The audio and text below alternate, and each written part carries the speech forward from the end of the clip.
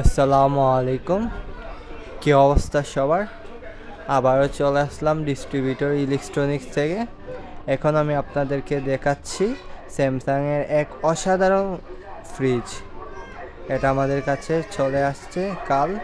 এটার মডেল হচ্ছে কি RS72 R5011B4। এটা আমাদের কাছে পেয়ে যাচ্ছেন শুধুমাত্র 1,70,500 টাকা। আমি আবারও বলছি 1,70,500 টাকা।